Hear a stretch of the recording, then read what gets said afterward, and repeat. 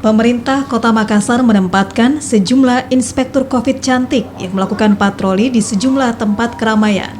Inspektur COVID cantik ini berasal dari Satpol PP Kota Makassar untuk menertibkan warga agar tetap menerapkan protokol kesehatan.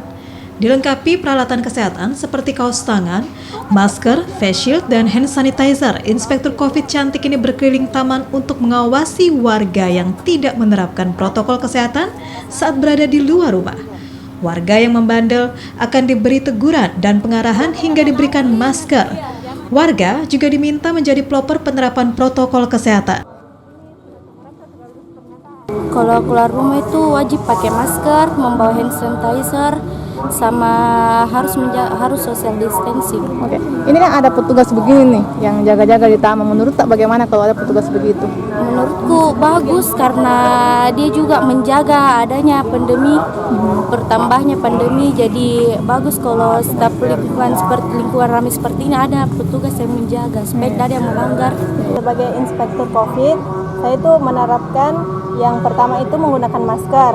Yang kedua memakai hand sanitizer atau memakai sarung tangan kayak begini, dan saran saya memakai kacamata atau face shield kayak begini, dan selalu menjaga jarak. Oke. Sebagai inspektur COVID, tugasnya seperti apa sih selama ini?